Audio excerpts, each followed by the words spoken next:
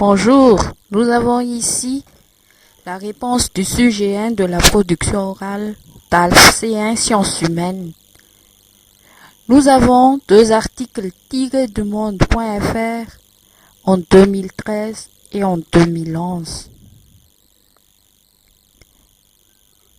Ils analysent tous les deux l'accès à la vie privée des internautes. Tel est le thème de notre exposé. En ce qui concerne le premier document, il est écrit par Martin Hunter-Singer et Michael Sakowski et s'intitule « Sur le web, le paradoxe de la vie privée ». Il nous montre la place des réseaux dans la vie des internautes. Facebook est le plus utilisé à 50%. Ensuite vient Google Plus à 21%. Et 12% se trouve sur Twitter. Alors que la plupart des Français, soit 98%, donnent une importance sur le respect de la vie privée, ils s'exposent sur les réseaux sociaux quand même. Ils ont besoin de s'échanger. Les données que ces personnes envoient sont exploitées. L'identité n'est plus protégée. En ce qui concerne le document 2, il a pour titre Google+, Facebook, l'enjeu de la vie privée. Et il est de Thomas Payeto et Laurent Cecola. Il montre les polémiques et scandales des réseaux sociaux dans la vie privée. Ce sont la visibilité du profil, la géolocalisation, la publicité ciblée. Cette géolocalisation est une fonction mise en garde par la CNIL ou Commission nationale de l'informatique et des libertés. Plus de 20 millions d'applications sont installées par jour. Les réseaux sociaux sont des plateformes des entreprises tierces. Il existe le non-respect des règles de confidentialité. Néanmoins, il est nécessaire de voir les enjeux de l'Internet sur la vie privée des internautes.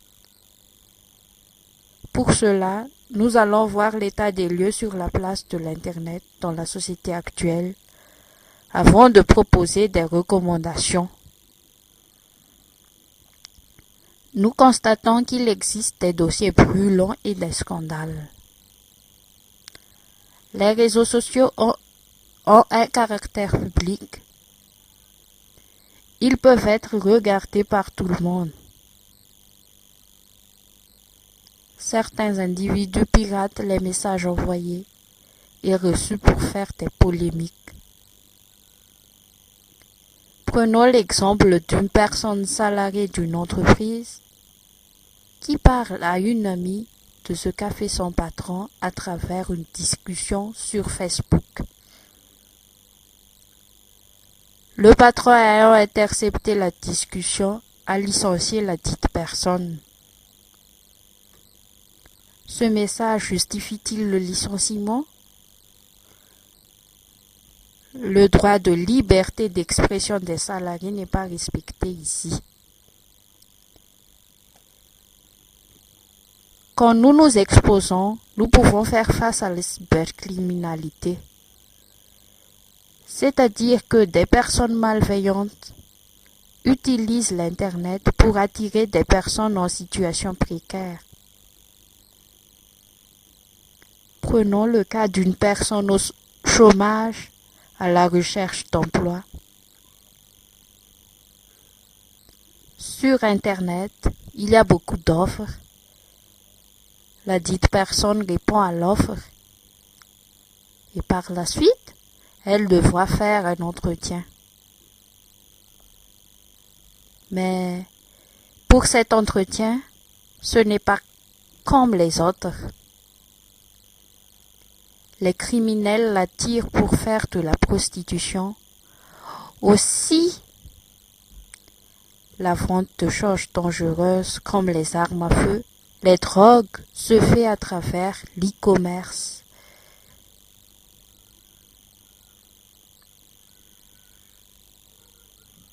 En parlant de vente, le commerce électronique a ses problèmes, surtout lors des paiements.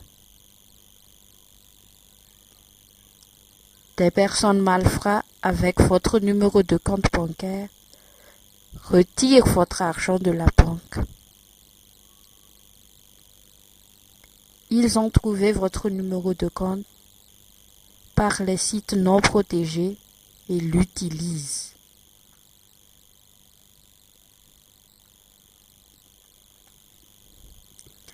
Après ces états de lieu, voici notre recommandation.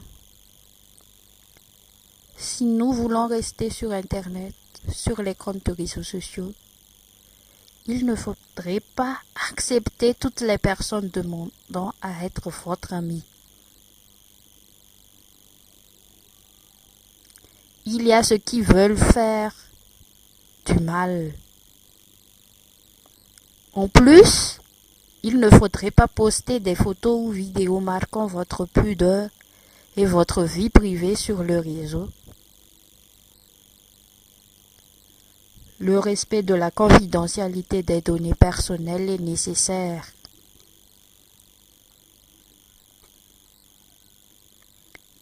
Il est favorable de demander aux dirigeants des pays, sur le plan international, d'établir une loi internationale sur les droits et les règles à suivre par les internautes et les concepteurs des réseaux sociaux, surtout contre la cybercriminalité.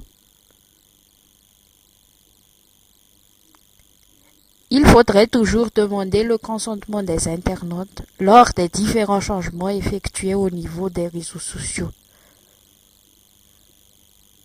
Pour finir, nous pouvons dire que même avec les différents mots de passe, les données que nous envoyons sur Internet ne sont pas protégées. Des solutions sont en cours, surtout contre la cybercriminalité. Qu'en est-il de l'informatique et de la liberté sur Internet? Ainsi, notre exposé est terminé. Nous vous remercions de votre attention.